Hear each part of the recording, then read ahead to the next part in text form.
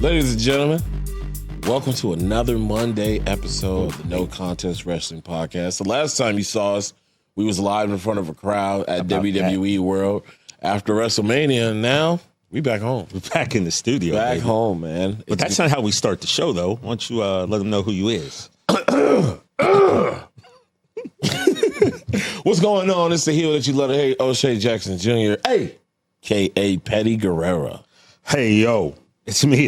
It's that TWO, J-I-double-G, TJ Jefferson. And we're back, baby. We're in the mean streets of El Segundo right now. TJ, I'm so tired. Bro.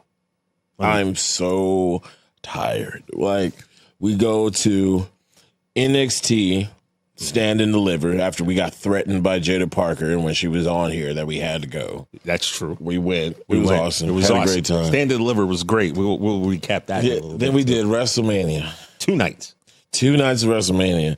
You had to go to Green Bay to do the Rich Eisen. The next morning after we did our live pod Monday, I got home Monday night, had to catch a flight early Tuesday morning, which I missed. That was like planes, trains, and automobiles. But I got to Green Bay. And Rich Eisen show, we had to cover the NFL draft. So, Shay, I was thinking last week my job was to go to WrestleMania and then cover WrestleMania and then go to the NFL draft and cover the NFL draft. And I'm like, man, life is beautiful right now. But we met some great people. Here's some pictures from our time at WWE World. Of course, we had Dirty Dom Mysterio. We got Ricky Saints. I apologize. I went back to his old name twice and kind of beat myself up over it. Yeah. And the Rula Obafemi. But it was amazing, man. It was amazing for us to walk out on that stage and see those people. And I think I told you, man, if we get 10, 15 people to show up, it'll be dope. And there was probably like 75, people out in the crowd, and that's just seated. Yeah. Not counting the people who were all filled up or all around WWE World who were watching. It was awesome, man. And it was cool to, get to chop it up with Ricky and again with Oba. Yeah. And that weird guy who we couldn't figure out if he proposed to his wife there or like, that tripped me out. Right. But yeah, while you were in Green Bay, I then kidnapped my little brother and sister and went to Raw. Rother Mania. Raw. I missed that, unfortunately, because I needed to get home. You got your day job, bro. So I hit Raw, and then you come home, you try to decompress a little bit, and then yesterday we got treated to TNA. Yeah, man, that was a great night at the Galen Center on the campus of USC. TNA Rebellion. O'Shea was invited by Tommy Dreamer to come and sit on a panel with Dave LaGreca, Tommy, and Gia Miller.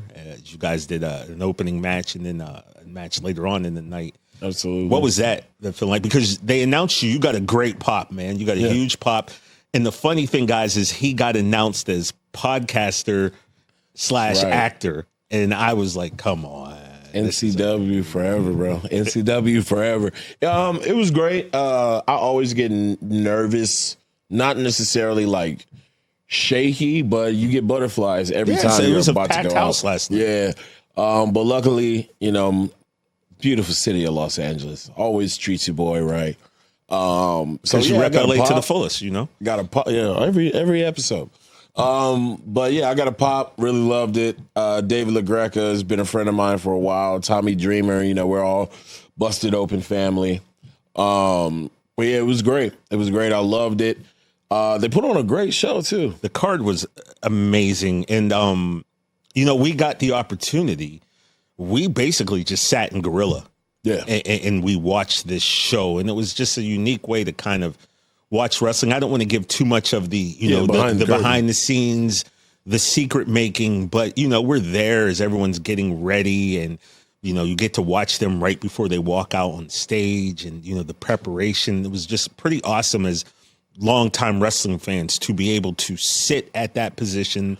Fortunate enough that they let us, they trusted us enough to be there too. And it was just amazing. TNA, you put on a great show. Yes. Yeah, and thank you to TNA. Thank you to Tommy. Treating me and my boy right. My younger sister Karima. We got to meet the Hardy Boys. Like, come on, man. Yeah. Chop it up with Matt Hardy a little bit. We didn't. Jeff was in the back a lot. But he got to paint his face. Yeah, bro. he had to paint. Jeff was, doing his make, but Matt came out and we really got to chop it up with Matt Hardy for a solid, 15, 20 minutes. Yeah. That was great, But also, it was kind of humbling, too, because there were wrestlers that would come up to us. And, of course, they know you. Let's just be honest. You've been in movies. You have that. But for me. I have been in movies, yes. Yeah. I've also been in the movie, but nobody remembers that. But the point being that, for, guys that I follow on Twitter or have watched the pod just to come up and they know me, which is, of course they know you, but that's, that was really humbling to have people come up and say they enjoy the podcast. They like what we're doing. It's great. And it feels awesome. Yeah. We put a lot of our heart into this. We don't, we all have our idea of what it could be and how big it can be, but to get the response from everybody, man, it really is the cherry on top, and it makes you feel good. So we appreciate everybody out there who's shown love to the pod, and but we got a lot to recap today. Yeah, man. And since we're already on the Rebellion, they had the X Division title Ultimate X match, which Moose retained his title. But what a crazy match. If you've never seen an Ultimate X, they hang wires above the ring and then they strap the X Division championship to it. And the goal is to climb up poles, somehow make your way into the middle of the ring. Cruise your way down the line. And snatch the belt. But then, you see, not only do you have to get the belt, you've got to hit the ground and control the belt, you see. Yeah. And that's where Moose came in. I believe it was Leon Slater who did. Leon Slater, first and foremost. Bro. Man, props to you, my G.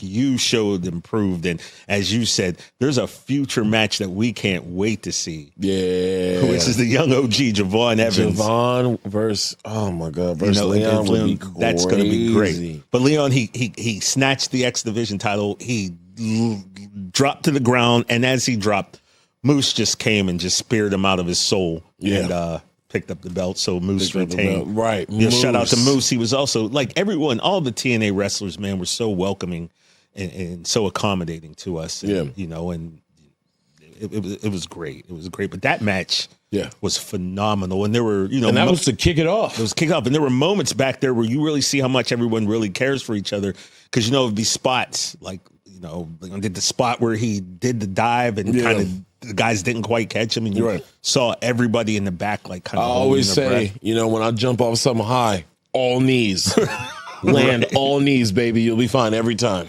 Just catch me. You know what I'm saying? TNA Knockout Tag Team Championship. Heather and Ash by Elegance, they retained over Metaphor. Jakara Jackson. By the way, by Legend. Elegance, the intro is so funny to me. It's just so commercial. They also beat Spitfire and Gigi Dolan and Tatum Paxley. That was a really cool match too. Who else did we see, man? X-Pac. Right. Let them know. Sean came out in a 6-man tag between Ace Austin and the Rascals against the System, which is Brian Myers, Eddie Edwards, and Moose. And, X-Pac was there. He was in the corner of the System and the Rascals, and he came out, threw a few spinning heel kicks. He looked great. We were saying maybe we see him in the Rumble next year. Give me one. You know what I mean? Give me one NCW Hall of Famer. Ace Austin and the Rascals, they won that. And then you had the international title match, Steve Macklin. He retained over Eric Macklin's Young. a beast. He's a beast. He's a beast. For sure. Titles count anywhere match, though, man. Dude. Santana against Mustafa Ali. Dude. Talk about it. That spot where he dove off the ring into the steps. That was one moment where the entire backstage, everybody. Bro, it was like a bomb went off. Yeah, Mustafa Ali went to dive out, and they had the steel steps. They were sitting up. Yeah, propped up. And he dove through the ring, and it just looked like head first. Yeah. Oh, man. This morning, got to be rough. Right. But we saw him last night after the show. He said, I'm fine. Yeah, I bet. Wait till that adrenaline go all the way off. Yeah, but that was a great match. Santana won that one. And then, the person you gave me a shout out for in the pre-show. You said your podcast tag team partner, TJ, put you on Masha Slamovich. You know, Masha is another one of those wrestlers when I first saw her, I was afraid of her. I was like, she scares me. Her and Tessa Blanchard, they went out, put on a banger, like some 15-minute match, saw Masha retain the Knockouts title. And then, you know, the Hardys against the Nemeth brothers, who you came up with a great nickname for. Nemesis. It's hard to say. Nemesis. And the fact that the Nemeth brothers went to the Hardy compound, stole them. They just they gaffled That's the a belts. crime. I don't know why you didn't call 911, Matt. That's a crime. You can't just go into somebody's compound. Did they know Gothic Baby was there? She could have came out and whooped both of them, to be honest with you. You know what I mean? They steal the belts, you know, and what leads to the match that we have, they come out wearing the stolen property. It's like, that don't belong to you. Yeah, and then what happens? They steal a victory. And now they're the TNA Tag Team Champions. And now laying claim to be the greatest brother tag team of all time. That's so disrespectful. Right. I mean, like Dolph and Nick, how dare you? Yeah, man. Hey, that's what happens when you're the Nemesis. Nemesis. Great name. Shout out to Dolph Ziggler for still doing it at such a high level. Dolph Ziggler, Nick Nemeth. And I said Dolph Ziggler. I'm sorry. It is Nick Nemeth. But like, dude, this dude is just like what you want in a wrestler. Like any era, and like the look, just like the dude got it. There's no way he could have done anything else in the world. Nah, and, you know, and also, you know, like I said, we don't want to peel back too much of the curtain, but just the way matches happen and just to hear him talk and the way things get set up backstage. The prep before. Yeah, Nick's a consummate, you know, him and his brother damn near in unison while they were working out before. Right, they're a bouncy bunch. They're bouncy. You see a lot of guys doing push-ups and stretching. And it's all legs with them. You know, it was an interesting place to be. Yeah. Felt very fortunate that we got to witness that. And then, you know, you had the TNA World Championship 3-man match between Joe Hendry, Ethan Page, and longtime vet Frankie Kazarian. You know, let me just say this before we get into that recap. Okay. I am officially, and this happened before TNA. I made this decision. I am an Ethan Page guy. You are? An EP? I love an EPG, bro. Like you EPG Ethan right Page is doing his job so well, and like gives you just enough of a jerk with the ego. Like he's just doing it, and a lot of it is I've been watching him on his social media, how he interacts with fans at events and things like that. And the dude is just. He's a heel that you love to hate. He's a heel that you love to hate. Yeah, bro. Straight up heel. He held out on a dude in a wheelchair who was telling him how much of a fan he was, and he was like, "Go, get out, go." I was like, "Man, like, come on, bro. Joe." He is hilarious. He's just a hilarious asshole. And he was your pick to win the triple threat match. I mean, before the match, Joe was going to pull it out, but I gotta go heel, dude. They gave me a microphone. Everybody's all, "We believe," and I love Joe Hendry. I'm the one that showed my sister Joe Hendry, and we haven't been able to get rid of him since. But like, dude, how could I not? In LA, gotta shout out to Ethan Page, bro. Yeah, so you know, Joe Hendry, he ends up, of course, retaining the title, and then as the music's playing, let me set something up for you guys. Okay, now I will get behind the curtain. Backstage at TNA, hanging out with us all night, was our boy Trick Williams, NXT's Trick Williams. Oh my God. You think you know a guy. Right? So Trick Williams is there and we're kicking it. And my first blush thought is, okay, he's with Lash Legend. Metaphor's got a match. Oh, he's just here supporting his lady. Yeah. Right? And then, you know, so I said, you were doing your thing. Me and Trick and your sister were in the back chopping it up. Trick had a jacket that looked like it was made out of cow skin. That's the best way I can describe it. There was fur on the thing. Yeah. And for 15 minutes, Trick is sitting there. Mind you, it's dark in the back, and he's telling me, "Man, aren't you cold?" I'm cold. And I'm like, "Nah, B, I feel good. It's all right." And then 15 minutes later, I actually looked and saw Mans didn't have a shirt on. Yeah. No shirt. So I'm like, "No, Trick Willie, no wonder you cold. You got leather pants on and no shirt." Yeah. 2.5, 3 hours, we're kicking it with Trick. I'm just thinking he's there to support Lash. And then it hit me. He started kind of limbering up. What you stretching for? I'm like, what you stretching for? And I'm watching, and I saw him just practice throw a kick. I went, oh, wow. And I went up to him. I'm like, wait a minute. You're doing a running, aren't you? And he just smiled at me. And I was like, I might be doing a little something. He goes, I didn't come this whole way to do nothing. And I'm like, how did I not even, like, I got so caught up in the show that I didn't even think about it. Yeah. So there will be a no contest wrestling podcast exclusive video of me recording Trick right before he ran out. There was no other cameras around. Like, you would have thought TNA would have been recording this moment. Bro. There was no one there but you and I. Yeah. So I got Trick lifting up the curtain to the side of the ramp, running through, did his attack on Dro. The crowd popped for Trick. I thought maybe they might boo him. It's TNA. Right. He's jumping their champ, Joe Hendry, but the fans were securely behind Trick Willie. And then, same thing happened to me. I seen him getting ready, and I said, so you just got the itch or something? He's like, what you mean? I said, you know how when basketball players see other basketball players playing basketball, they start to like get the you going? He said, I might be doing a little something. And then after he attacks Joe Hendry. I don't see him for a while. He go get dressed and he comes back out. I said, why, Trick? Why? He goes, we believe in Trick Willie. We're in the hallway. Oh my God. He finally put a shirt on. Yeah. So I was like, he's not cold. And then he looked at, like you said, he looked us dead in the face and said, we believe in Trick Willie. Oh, and we had to clap. God. Great show, just great night. Like I said, shout out to Tommy Dreamer, everyone involved. Ace Steel, got to chop it up with him a little bit. He was very complimentary of the pod. Just great night overall. Can't thank you guys enough. And there's shows in Irvine this week. I think Thursday and Friday. We got asked multiple times, are we going to go? Are we going to go? So I think you and we're going to have to make our way to Irvine. Oh, TJ, I'm Wrestling so never tired. Stops, dog. It never stops. It never stops. And you know what? That's why we're doing it. And I'm okay with it. That's why we're doing it, man. So we're going to have to make a trip, bro. Oh, yeah. TNA, we'll be down there. We'll be seeing some more of you. And you know something else, O'Shea, now that we were talking about it. Tell me, TJ. We got to watch the match in the gorilla position, you know, and that's the backstage position where all the magic happens. And being in gorilla, it kind of got me to thinking, there was a social media thing going around this week. And it was just the last few days. And it was like, could 100 men beat a gorilla? Have you seen it? Yeah. So it was a big thing about could 100 men beat a gorilla? Right. And it kind of makes you think, could it happen?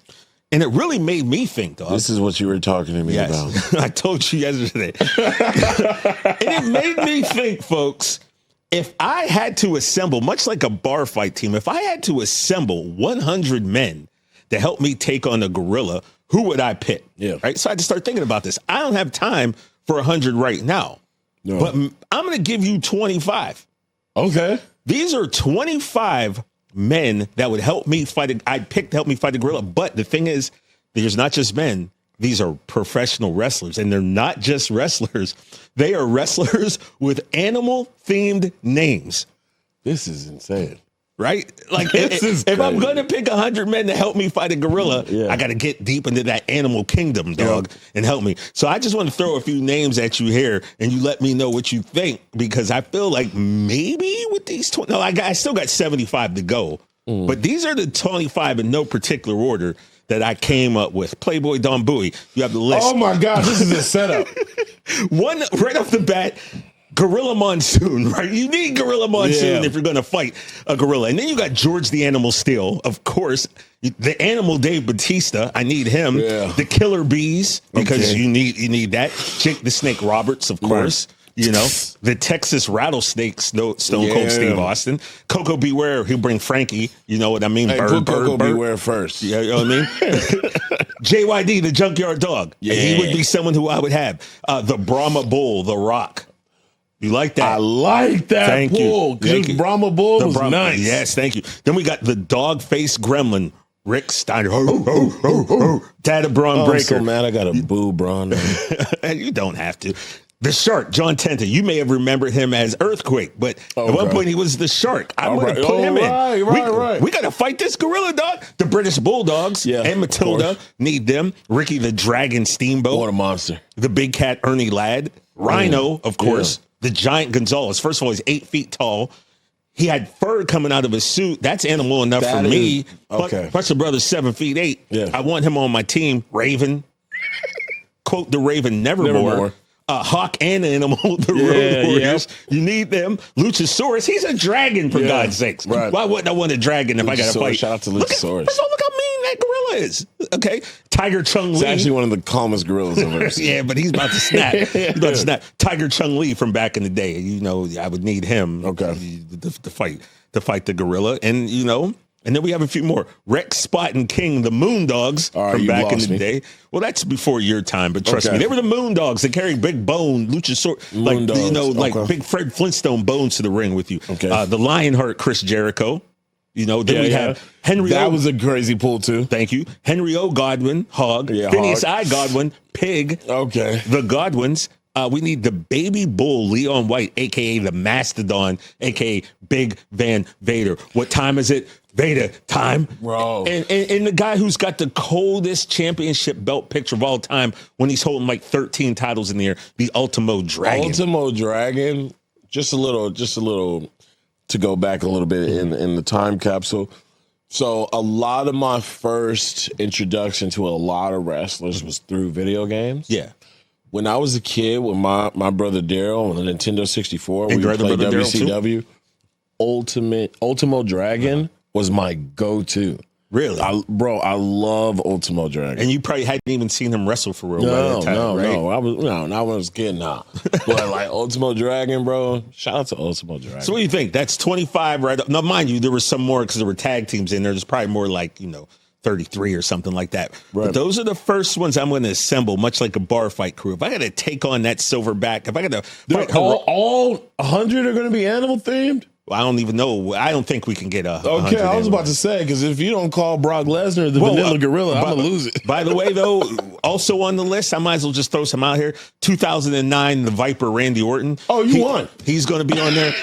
Mark Henry, he's not an animal, but he's the world's strongest man. I'm bringing him in. I'm bringing Brock Lesnar, too. But like I said, that could be on the later match. But I feel like I had a good stronghold with those 25. Yes. All that I ask is, oh my God. All that I ask is that the first person to go into the cage be the rabid Wolverine. Oh, wow. See. Bro, he's got to be first. I get it. The first wave got to go. Come on, Joe. I'm sorry. But yeah, man, it's an animal theme. You just took this and put it on now it's awkward. We can cut that out, dog. But we ain't cutting it out. We definitely ain't cutting it out. But yeah. So what do you think? You like the list? Number one, the concept alone. The internet is insane. Right. But 100 people is a lot of people. Yeah. It's a lot of people, bro. And it's kind of the same concept you think of with ants. Okay. You get swarmed by enough ants, it's a wrap, bro. Now we can't lift as far as like comparison to what ants can do and what humans can do. Ants kind of got an advantage. Ant strength. Yeah. But 100 people is a lot of people. I don't think people realize how many people 100 people is. You realize how strong a gorilla is, Joe? 100 people? That's why 100 people in this room right now is overwhelming for me. Yeah, but that's still ain't enough to beat a gorilla. Not 100 regular men. I'm going to tell you right now, 20 of them are dying. Easily. But not on my list because I got the animal kingdom on my list. I'm saying normal cats. You know what I'm saying? Normal cats. TJ. I'm sorry, 20 of these brothers is gone. I don't know. Giant Gonzalez, he's bigger than the gorilla. He might be the first. You know what I mean? Like the Texas rattlesnake. We're going to be the venom. First of all, I'm protecting Stone Cold myself. All right. You are number 99 or 100. No, man. 100. Why? Why do men do this? Why do we do this? And like I said, I'm sitting in Gorilla yesterday. I'm looking at my phone and I'm like, wait a second. And I told your sister, I'm like, I got a great idea for tomorrow. That's pretty good. That's pretty good. Well done. Well done, TJ. Don, we're going to have to talk because obviously you're in cahoots with TJ. I was sabotaged for the third time. How was it sabotage? I told you last night what I was going to do. No, you said I'm going to save it. No, I didn't. I said I got something. I just want you to react to it. Yeah, I'm thinking it's just going to be something funny that you say. This is a full mapped out concept over multiple episodes. How about this? I give you the next 25. Is there something else under the stage? You know what I mean? I give you the next 25. Oh, okay. I'll do that for you. All right, so we'll get your 25. Tell you, there's going to be a bunch of people I don't like. We're not making it. See, I'm the heel. I'm the heel of the show. Your list is not the same as my list. Your list is you want to cause chaos and disruption. I'm trying to beat this gorilla down. Okay. Listen, the gorilla. I'm the one that think 100 people. They couldn't trust me, It's about being organized. They ain't beating no gorilla. And also, which gorilla are we talking about? Because they're like they never specified a silverback gorilla. It's true. It has to be a silverback. Like if you're gonna be a monkey, be a gorilla. That's what I always say. Right. You know who I forgot? Monkeys have tails. No, I forgot right off the bat. Gorillas of Destiny. Ain't nobody realer than gorilla. Oh. Ain't nobody realer than gorilla. Tonga Loa, the God. Yeah. One of them is never mind. He's funny. I love him. I don't know. I don't even know where you go with this. We want these people to like us. Yeah, I know, dude. But I just want to keep them safe. I just want to keep them safe. Let's talk about NXT. Yeah. Stand and Deliver. Stand and Deliver was amazing. Yeah, that card started at 4:30 a.m. on a Saturday morning. That was too early. Bro. Yeah, I'm not for us mortals. They had to be there. They had to be there at 5 a.m. We were there, what, 9:30? 10. You sure? Yeah, it was after 10. I feel like the show started at 9, though. It started at 10. All right, man. It don't matter. It was still too early. Yeah, right? So, yeah, we get there after a night of partying. Yeah. Which was great. Shout out to Vegas. we were at Live. Waiting for Liv. On a Friday. In Metro. Yeah, a little funny story. A little humble brag. So we're at the Fountain Blue. And, we're just kind of killing time. We see that there's this party at Liv. Well, we knew about the party. Our guy Sean Graben invited us to all these. Yeah, we still had to see. So we see about this party at Liv. And then I text Metro Boom and I was like, hey, what time you going on? Because they say the doors open at 11:30. We thinking, get down there 11:45, whatever. He said 1:30 in the morning. Uh-huh. So you text me. And you like, all right, we're going to meet Metro at 1:30. I said, at night? 1:30? And that was kind of like a quick little example, a little microcosm of what that weekend was about to be. At that point, it was like 10:45, 11 o'clock when you text me that. And I was like, oh. Yeah, like, this is what we doing. I'm too old for this. And bro, I'm a single black father. Right? I get tired. I get tired, bro. So like, yeah, it was 1:30 in the morning. Here we go. We went down there and, it was live. We met some cool people. Yeah. But and a little circle with Kelly. That was chill. That was amazing. But yeah, then after that, obviously we had to go. Before that, I'm sure many people saw the videos of Liv and Raquel and Kelly on stage. We were behind them, so we got at the bar. At the bar, we got the like back some real ones. Yeah, man. I've seen so many videos, so a lot of you have seen it. Liv on the mic and Raquel, and it was. Liv is hilarious. Yeah, dude. I just got attacked. For those on YouTube, you saw I just got attacked on my show. I was like a gnat, dog. Yeah, he still attacked me. Is that not an attack? You a hater, bro. I was just having your back. You looking soft right now about a gnat. You gonna let it touch your face? You know where that gnat's been? Bro, this is my moneymaker, baby. It's already rough because Sarah couldn't paint it up. Well, you should get here earlier. Come on, man. So anyway, I'm tired, TJ. Yeah, it was early. It was a great show, though. It was a great show. Stand and Deliver. Sol Ruka ended up getting the North American Women's title. Yes, sir. We got to see. And what a great ladder match, Yeah, fire ladder match. Ladies and ladder matches go every time. Yeah.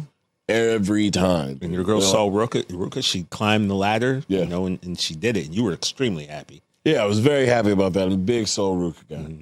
Yeah, you are. Shout out to Sharks. And then let's see, what else did we see? What else? We saw Ricky Saints, beat your new favorite guy, Ethan Page, even though Ricky Saints is your dude.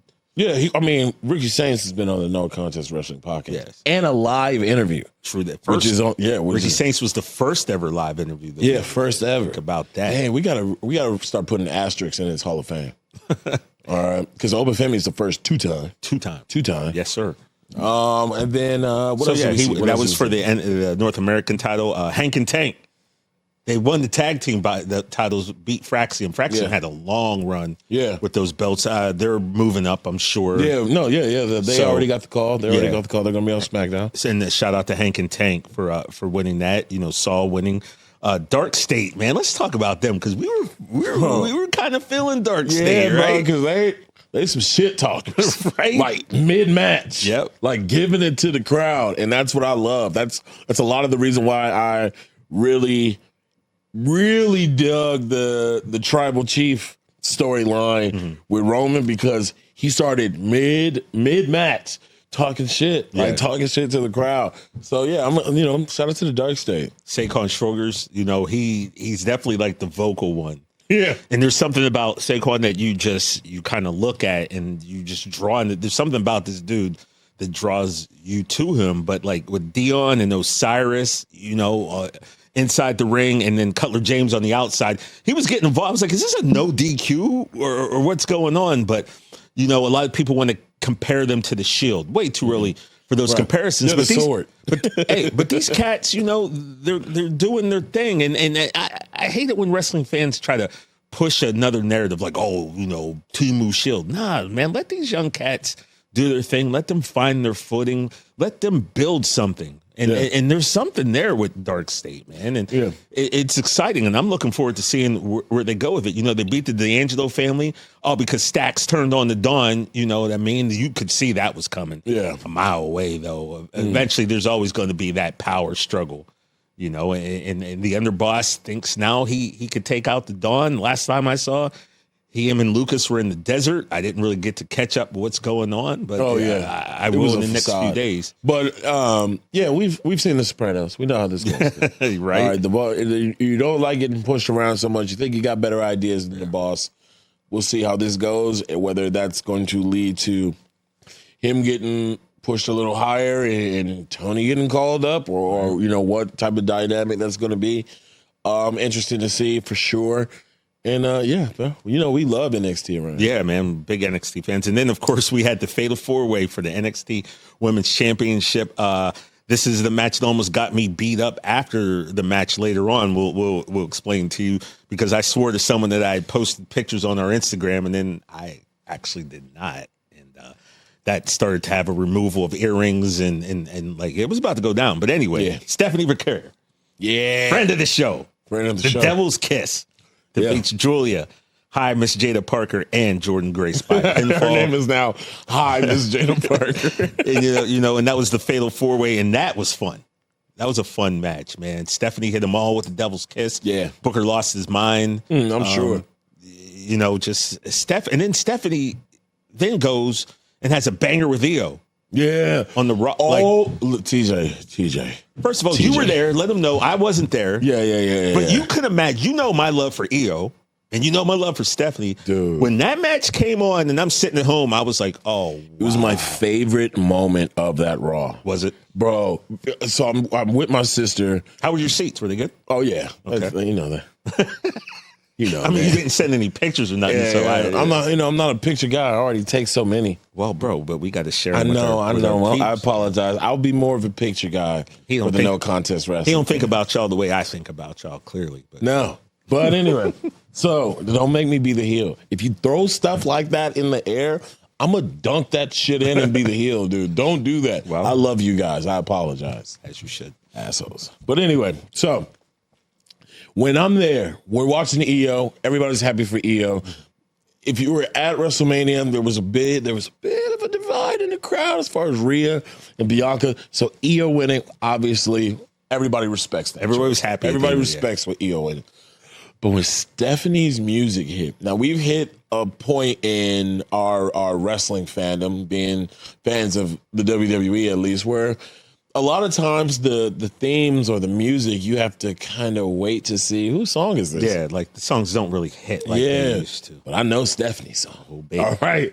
I know Stephanie's song. I'll let you know. And know. I start losing it. The crowd starts losing it. Her name comes across, and then it's like, this is really about to happen right now. I was like, this can't be. It can't be. It can't be, TJ. And they go out there, and I know just from my time watching wrestling, I was like, there's no way somebody's going to lose, like clean. Yeah, like there's something has to happen because both are up here right now, and it would be just detrimental to the characters if they take a clean loss. Like what Stephanie's supposed to lose and then go back to NXT after you just got beat up by Io on a Raw. Yeah, or then Io's supposed to lose after she just Well, Io losing would never have been in the plan. So Stephanie losing could have been because Io in theory is the top of the food chain. Yeah, and it so doesn't hurt Stephanie. So they had to figure out a way, and of course there is a bit of an interruption. A bit of an interruption with a friend of the show, Roxanne. And Julia, who still got to get on. But yeah, dude, Io, Stephanie, we need it. We need it. I need it. Well, we got it. Nah, man. I need a finish. Finish or not, that match was exciting. They did it was great. Amazing. They did a great job. That's, it's just jumping ahead to the Raw after Mania. But yeah, like Stephanie, Jordan, Jada, Julia just did their thing in that match. Right. And then we ended up with Obafemi retaining. Ooh. Yeah. Javon stood out in that match. Over Javon, the young OG, and Trick Willie. That match was like you're looking at the future. Yeah. Almost, I think, right? Like, and we were commenting like that was the blackest match of all time. It was like even the ref. If you didn't have dreadlocks, if you didn't have locks, you didn't belong in the ring. I thought maybe I was going to have to let mine down and get in there. Everybody got locks, even the ref. It was I was expecting this match. You would have thought it would happen in February, but it didn't. We got it in April. And, just great. Javon is something else. And as that kid gets older, he's only, 20? 20. He keeps filling out and just kind of learning more about wrestling. He's a star. Trick Willie is a star. And Oba, I don't know. Oba should have been on my 25, but I was just doing animal things. But when we get away from that, he's going to be on the list.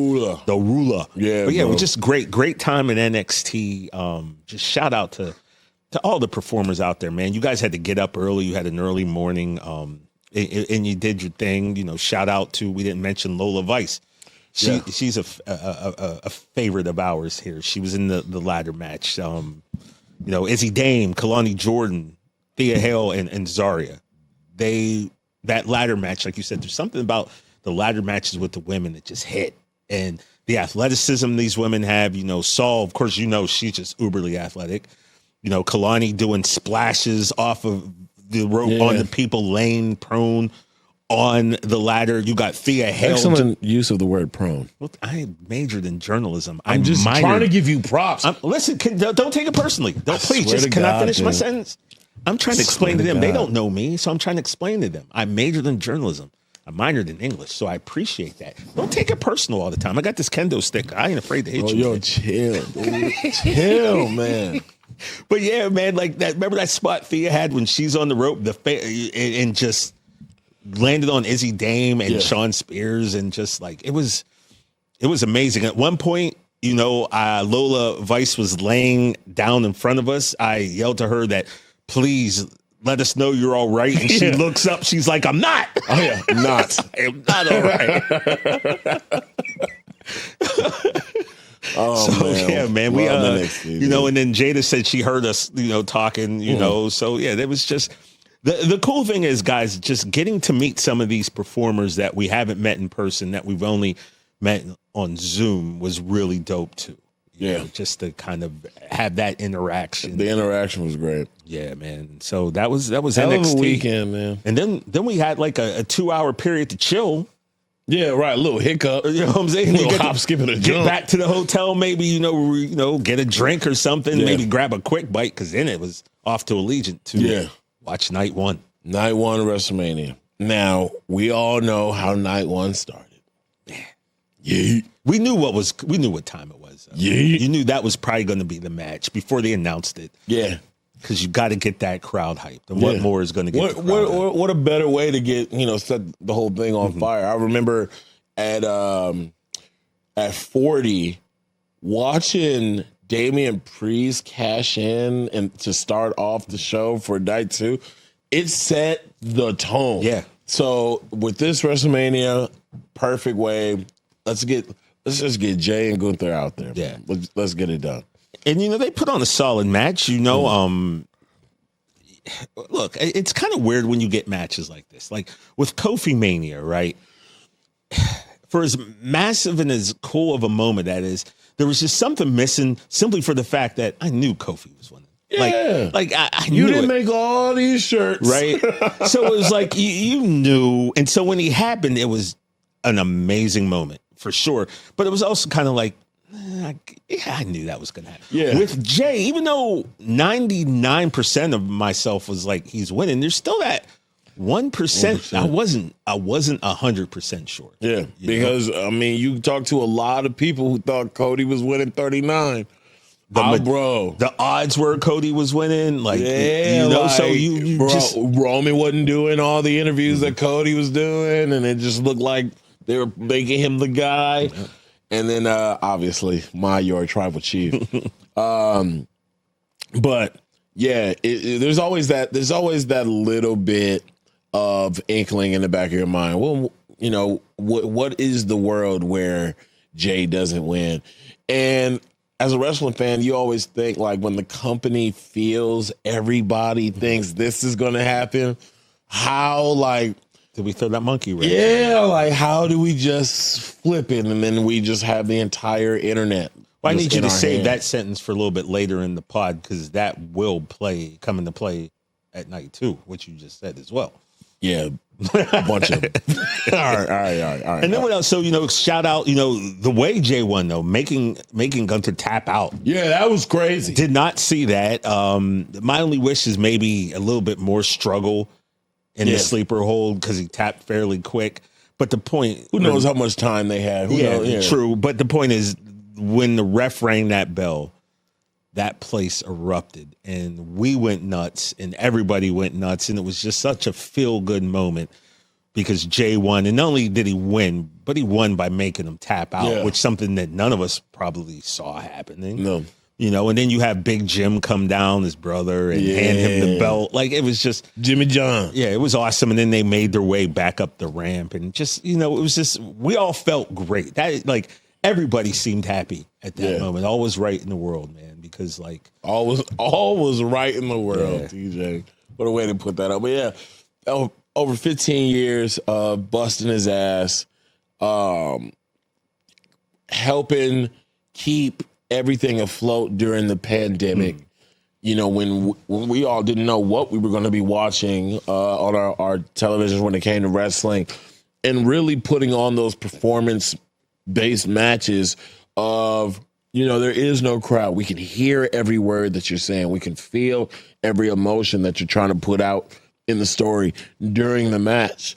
And we remember those times of him going against Roman, trying to get either the rights to the tribal chief or get the belt, the going back and forth with his brother, the Sami Zayn arc where, we kind of saw Jay start to become his own thing of I don't know if this bloodline thing is the right thing for me.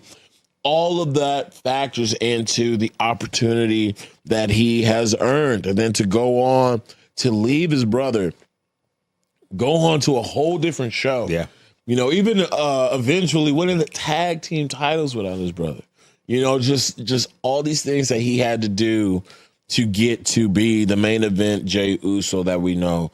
And then, of course, how could I not thank Paris? Because when the American crowd see the European crowd do something cool, soon as WWE comes back, we steal that and make it our own. Got to, man. And boy, that crowd in Paris, bro, that really kicked off that yeet shit like I've never seen, with the completely in unison. And the dude has been on a rocket ever since. To see it finally happen, my boy got the big gold. Yeah, the big gold. Jey Uso, we give you yeet.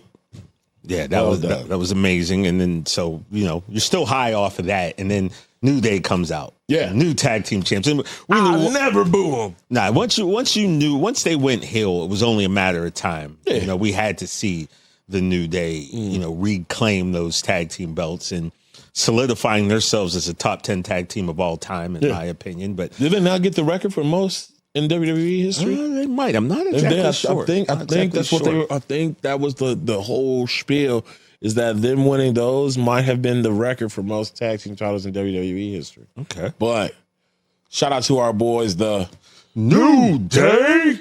We just can't boo them. I mean, like, I get it, they're heels, but if you really go back and look at the promos from when they were faces, New Day have always been bullies, bro. Well, now explain this. What do you mean? I mean, like, to people who might not get it. It's that they've always had the numbers game. Like, you know, they've always found a way to, like, get the crowd to just help bully some heels. Like, I mean, just the ultimate form of disrespect. You ever get slapped in the face with a pancake? Never in my life. Me either, but that's disrespectful. You know how many pancakes have been slapped across faces by the New Day? They just have a wacky, cartoony way of making you look like a buffoon. Right, and then that's just bullying. beating, and then end up beating you at the end of the day. And they come out with a weapon, Francesca. Yes, it's a musical instrument, but he's going to use it. They've always been these bullies, and now they're just heels. I love them. Xavier Woods got a trombone over. Okay, I want you to think about this. He got a trombone over Francesca. All right, like, come on, bro. Listen. They just found a way to make us laugh, but they were heels. They're bullies. But also with the New Day too, like, goes down your path, which I turn to you sometimes because it's obviously the things I don't know, and I know you do. Like, I was like, all right, what characters are they dressed at now? Because that was always the anime, the cartoons, the things of that nature always played such a big part in their presentation, which is obviously such a big part of wrestling too. Yeah. But they were always on that video game anime type tip, right? Yeah. Well, I remember when the turn started to happen and we had the conversation about the M's that they wear. Yeah, and I didn't know. And the Majin, bro, for my Dragon Ball people. I know you noticed the Majin hints. One day they were dressed. One was dressed as Goku. One was dressed as Goku Black. And those are the hints to the other pieces of nerd fandom that a lot of wrestling fans are. And someone like me who doesn't know, like, I never would have got that. Yeah. So that's why this podcast was necessary, for you to teach me some of that stuff, bro. Because I never would have known what that was. Bro, you are Obi-Wan. I'm Anakin. You gotta watch me, man. But yeah, New Day got it done. They got the titles that look like pizza. And I like those belts, though. I'm glad they put a little bit of red in there. Yeah, bro. It just look like, you know what it look like. God damn it. But yeah, I'm a SmackDown title guy. But isn't it funny though too, now with the just incredible tag team battles throughout the years that the Usos and the New Day had? Yeah. Now you've got one member is a world champion. Mm-hmm. The New Day completely flipped everything, and now they're tag team champions. It's just kind of amazing when you think about it. Been here a long time. And then now next up, we've got the Jade Cargill Naomi match. Yeah. And that was personal. Right. That was personal. It was the end of the Cocoa Butter Avengers as we know. Why? Now here's another peel behind the curtain. The few hours before that, we saw Jade Cargill's husband, former Cincinnati Red Brandon Phillips, outside of the valet. Yeah. Turned out he and a few other people, because we saw firefighters coming in and out. Oh my God, yeah. They were Brandon Phillips, along with his daughter, Jade Cargill's daughter, and I'm not sure how many other people were stuck in an elevator at the hotel for roughly 2 hours. 2 hours. So there were a lot, there were kids that we saw come out crying because they were scared. There were 2 hours? 2 hours getting stuck in there. That's like a Academy Award winning movie. Like 2 hours is a long time. But 2 hours cramped in an elevator with no telling how many people were in there. So I don't know. I'm sure, BP must have told Jade, and where's her mindset now? Her daughter being out there. So you got to give her, extra props, because she had to, I'm sure had that, because her daughter, I don't want to tell tales, but her daughter was, she was scared. She was upset with her dad, So I'm sure Pops relayed that to Mom, and I'm sure that had to weigh on her a little bit when she went out there during her match. So just, respect Kudos to her for being able to, just power through that. Absolutely. I can only imagine if I had something to do and, I get a call that my baby girl is stuck somewhere and I can't get to her, or if I were even there, try to help. So kudos to Jade Cargill. Way to get it done. And so her and Naomi, they put on the match, and it was a good, decent match, but Jade got the W. But I think the most important thing that came out of that to me personally, as you can attest, was my godson, Bear Kutcher. We know he's a fan, and he told me a few months ago. Hottest name out there. Bear Kutcher told me Naomi was his favorite, right? Mm-hmm. Now, Bear, because of school, different things, his dad's in and out of town working, he hasn't really been able to watch as much lately. Naomi went through the heel turn and everything. So I wasn't sure if Naomi was still Bear's favorite, because Bear's so pure of heart. Like, if you're bad, he doesn't understand. You're just bad. So we watched the match. I kind of explained to him, look, if you like somebody and they go bad, that they have a reason maybe they're bad. It doesn't mean you don't have to like them. Yeah. So the best thing is it comes out of this that Naomi is still Bear Kutcher's favorite wrestler. Yeah. So that was, who would have thunk it? But yeah, he still loves Naomi. That's his lady, man. That's his girl. Yeah, I don't know what to tell you. Like, I think she right, honestly. Like, you gotta, way to go, Bear. I appreciate that about you. Let me tell you what else, since we're on the Bear tip real quick. Bear I had a great day with Bear Saturday. Yeah. Pouring rain in Sherman and Van Nuys. He had a flag football game. He had like a 45-yard touchdown run. He had two 2-point conversions. Then me and him sat for 4 hours and we watched WrestleMania. And I'm telling you, it was one of the best days ever, man. I got to rewatch it with my guy. Name, and you good at football. He's the man, I'm bro. hating. He's the man. Next up, Fatu.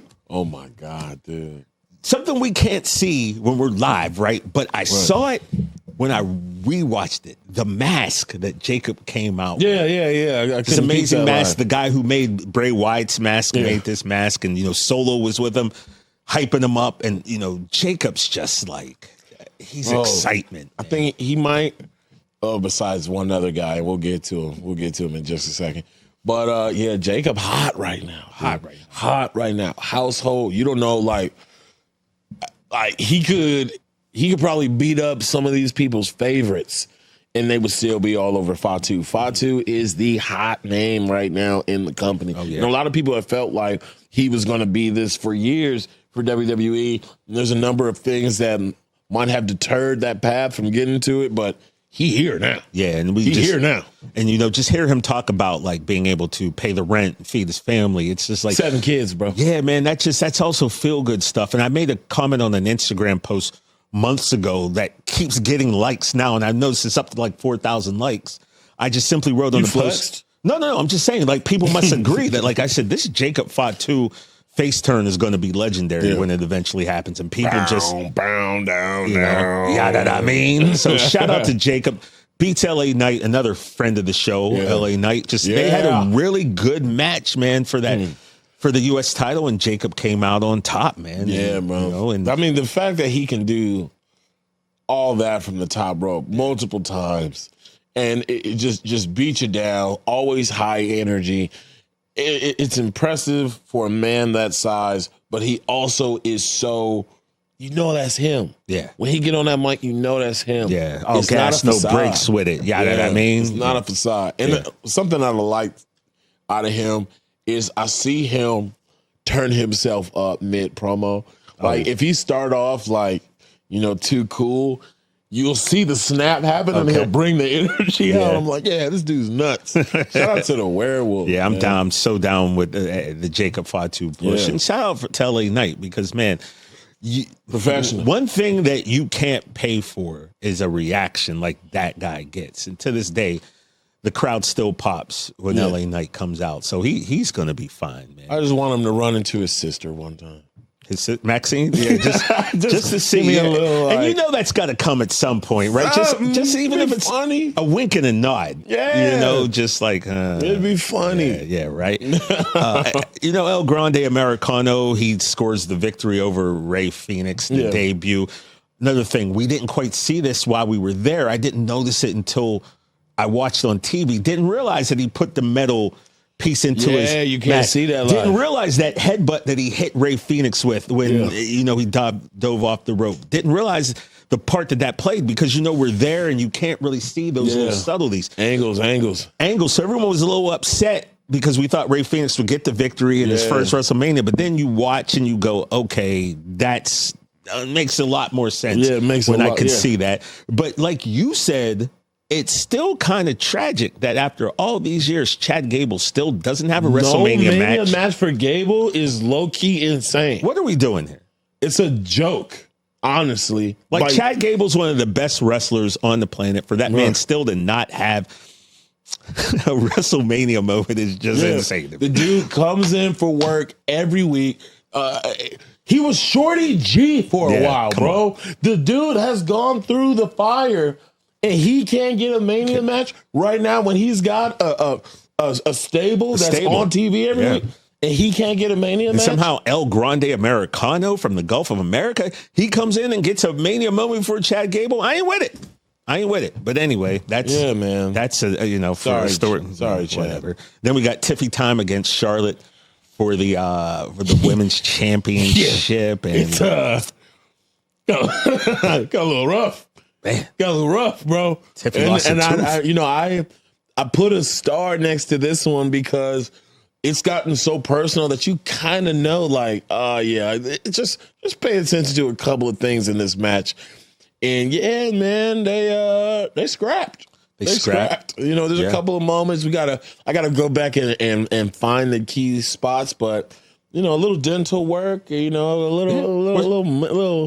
little gashes here and there. But I think it kind of added to Tiffy because obviously she's such a beautiful woman. Yeah. But to see her look like she went through the ringer, chipped a tooth, looked beat up, but still was able to power through. That kind of puts that Barbie thing, because when you think Barbie, you think princess and pretty and prim and proper. Yeah.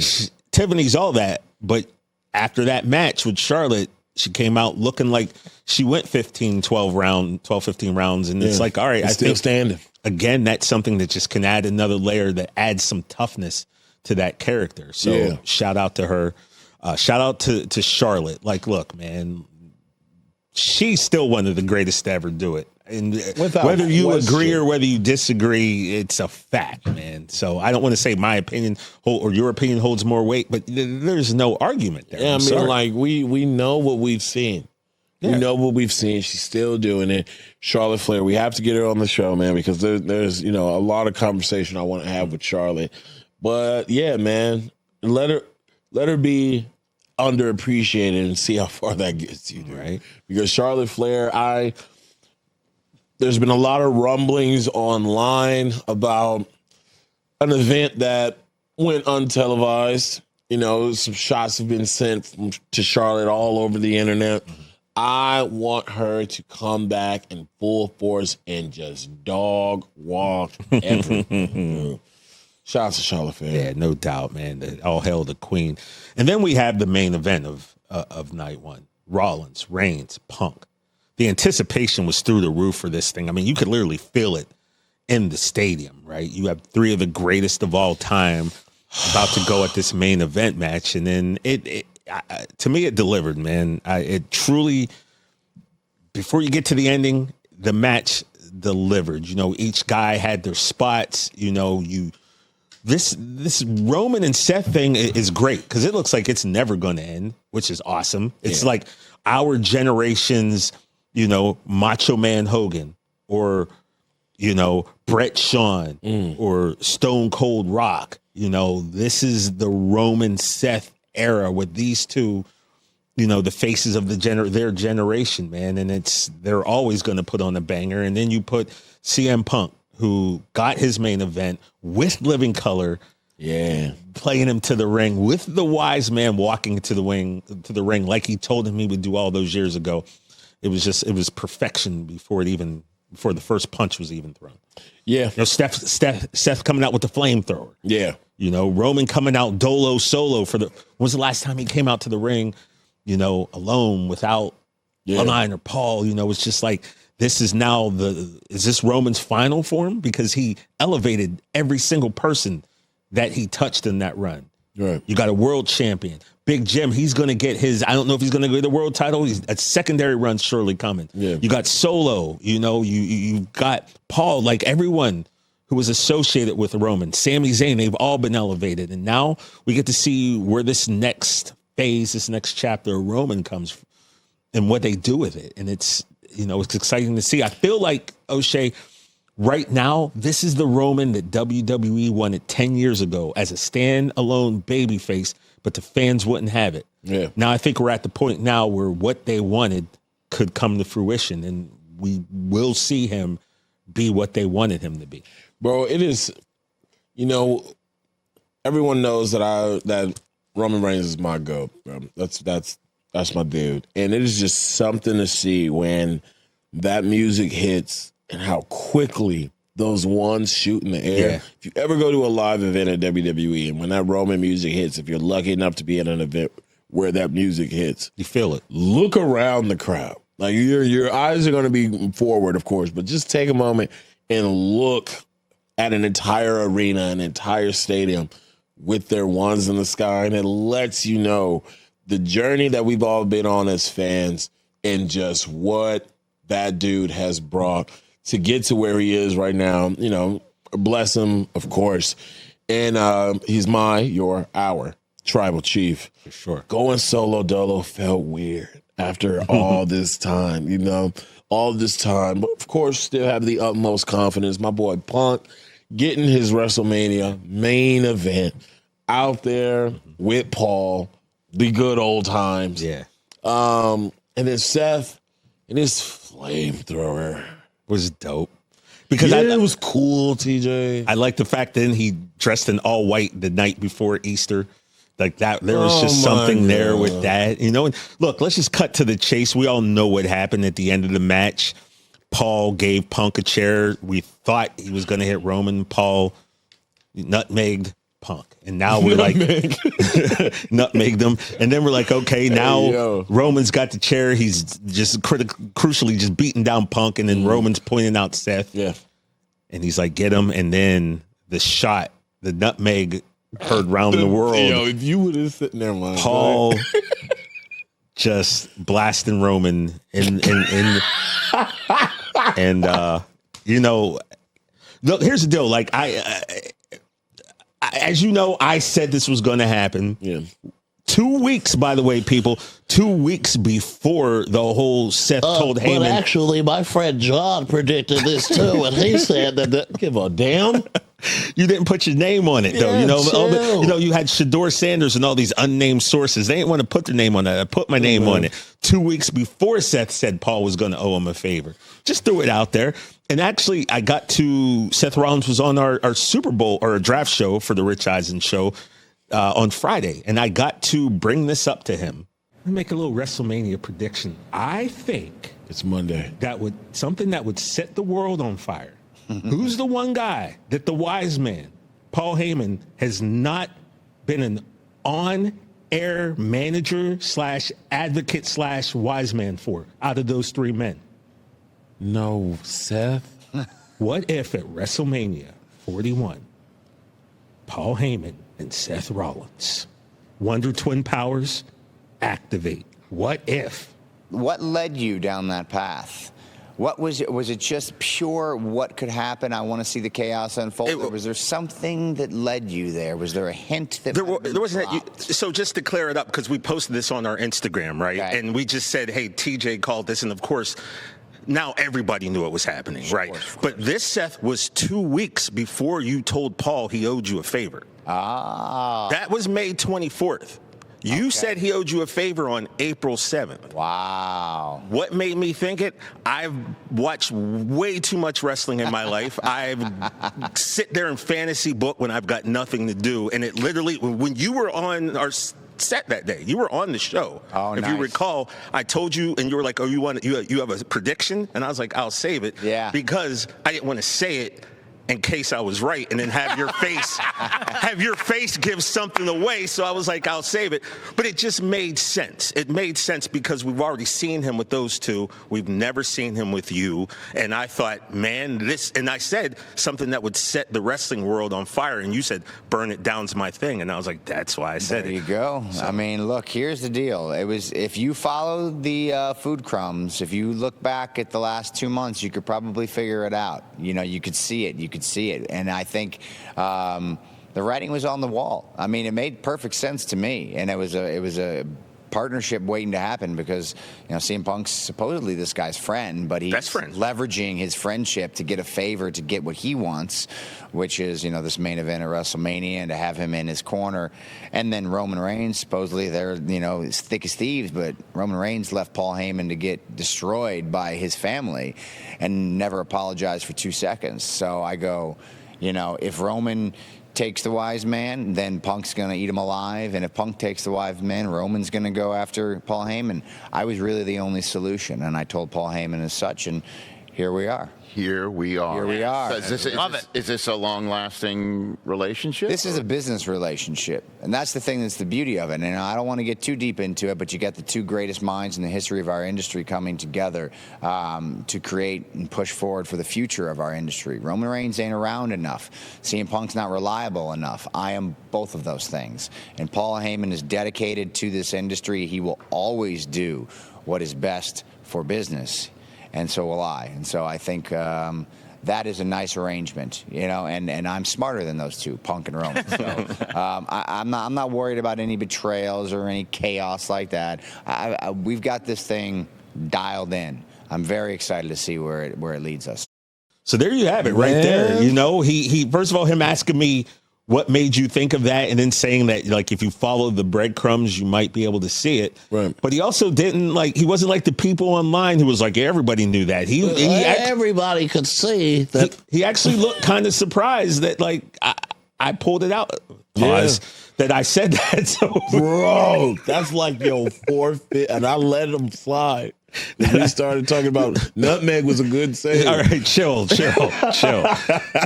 But I mean, what do you think about that? Number one, what I will say is you're right. Completely. Those who have watched the No Contest Wrestling podcast, you saw how distraught I was when he even brought up the idea. You were not happy. Because then I saw the window. Like, once you put something out in the universe, it's there, and he did it on the airwaves. So I was like, great. Now I got to worry about this. And then you were so nervous to build up. And then Seth says, now you owe me a favor. Why you say and that? I was like, damn it. TJ, don't do this. And I was so, I haven't been that mad after a WrestleMania night one in a very long time. I was in my room, disgusted, took a cold shower, just with my clothes on, just upset, dude. And we didn't even go out that night. You think I'm going to go out and have fun after I just had my world crushed, bro? Yeah, this man stayed. I'm a grown man. I have a child. That was another moment where wrestling broke my heart, and I'm wise to the business now. I know better. And still was like, I don't want this to happen. I can't. No disrespect to Colby. I'm sure you're a great guy. But I'm talking about Seth. Yeah. And Seth, I just don't want to do this every week, man. Well, every week I got to see the wise man with Seth. Get used to it, baby. Because from what he said, this is just getting started. Yeah. WrestleMania just left. Yeah. Golly, dude. Yeah, buddy.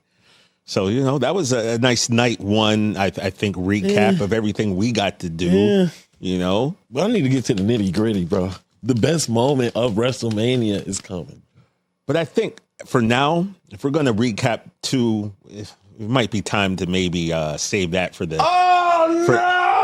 for the next pod because of the time we're at the time we're at right now. But again, giving a shout out to going to WWE. Yes. You know, we actually went to, and here's another pillback. I'll say this. We got to go to Gronk Beach Sunday after night 2. We got to hang out, meet with a lot of people. Drew McIntyre's the man. Shout out to Drew McIntyre. The man. Karrion Kross. Damian Priest is the man. I got to show Karrion Kross the video of me picking him for his bar fight crew. Yeah. Karrion Kross gave me a pound after he saw it, and it was like I popped concrete. Okay, this dude's fist is kill like, you. Yeah, like Karrion Kross. And then you start bringing up him snapping baseball bats for no reason, and he was just laughing like, I do be snapping 5 baseball bats at a time. Shout out to Karrion Kross and Damian Priest and Drew McIntyre. People we got that, kind of kick it with him. And did we say thank you to Jada Parker? We're not. So you jumped the gun. Listen, you were saying everybody we saw, and I'm not trying to get you beat up. Yeah, because that's the point. Jada Parker, we got to chop it up with, friend of the show, and I told her I made a mistake. I said I didn't see you repost any of the pictures that I posted from your match, and she goes, because I didn't see any, and then it got a little tense, and I was like, oh, word, let me show you. Then I realized I only posted pictures from the ladder match. And I didn't post any pictures from her match. And that kind of got her to tell me, look, we're friends, but I'll slap my friend. And then I said something smart out of pocket like I do. And the next thing I know, she started taking off her earrings and her rings. And I said, oh, wow, I'm about to get jumped. Yeah. So I tried to get away from her. Next thing I know, at one point, she grabbed my hair and pulled me back. And I got assaulted by Jada Parker. It's fine. I'm not gonna call the cops. But was I afraid? Yeah, a little bit, for sure. And I want you to know, you are somebody, TJ. You are somebody, bro. Don't let this deter you. Don't let them stop your shine. You are somebody. Well, anyway, man, this is a good episode. That Phil just got to do a little recap of TNA Rebellion, NXT Stand and Deliver, and night 1 of WrestleMania. We had a tremendous few days of wrestling watching, and next episode we'll touch on, even though it's been a week or two. We'll touch on what we thought about night 2, like some incredible matches on Dirty Dirty Dom. Dirty. Oh, that's another thing. As you saw, we saw the picture earlier. We got to chop it up with Dom. That was the first time we met him since he was on the pod. Like I said, shout out to Fallon Henley. She actually said yesterday, goes, I'm seeing you guys all over the place now. Yeah. Well, that means Fallon. We everywhere. Yeah, there it is. Check out the picture of Dirty Dom. What a guy. And that man is... He's Trump orange in that picture. Dirty Dom stays in character. My man does not, like kayfabe, he does not leave character. He's Dirty Dom through and through. Yeah, man. What a guy. What a guy. Put him on the dollar bill. And like I said, Fallon Henley, she was like, I'm seeing you guys everywhere. You know what that means, Fallon? That means you got to come and sit with us, much like Lola Vice and everybody in NXT. Yeah. Let's have them all. Everybody got to come on the No Contest Wrestling Podcast. It not only happens with the support of everybody, every single one of y'all watching, every single one of y'all listening, downloading, shouting us out, doing the hashtags, commenting. We appreciate you guys so much. Even the haters, because you come and watch every week. There ain't many of them, I got to be honest, that I've heard. But no, all them 11 people. Yeah, that's true. They know who they are, bro. And you know who I am. TJ, can you tell them where to find us? Yeah, man. Just remember, you can always find us on our socials. There's No Contest on Twitter/X. No Contest Wrestling Podcast on Instagram. And all of our videos you can find on the Rich Eisen Show YouTube page. Man, what a great week. 2 weeks, whatever it was, of wrestling watching, man. And it's only going to get better from here. Raw tonight. And to watch Raw tonight, we're going to see where we didn't even talk about, Becky Lynch and turning on Lyra and everything that's going to happen. Yeah, because Don cut us off. But anyway, want to thank you guys for watching. Want to thank everyone who showed us love all throughout the weekend, man. It was like, I say this a lot because it's true. It's humbling, man, to have people come up to you and tell you how much they enjoy what you're doing. We haven't even been doing this 6 months, or we might be at the 6-month mark, man. But just very happy that we started this, and happy that you guys are seeming to like 6 months. It. Yeah. Bro, we got to do something big for the year, well, for the yearly anniversary. We got a long time to go. I know, that's why I got to plan something big. There you go. Well, on behalf of O'Shea, I'm TJ. I want to say thank you for watching. We'll see you next week. And check us out right there. Look, I mean, there's a couple G's there doing a live show. You know what I'm saying. It's all good. But until never have an excuse to wear that Cody jacket. Until next time, we say peace. And before we go, Bye, Miss Bye, Parker. Miss Parker. You have a good day.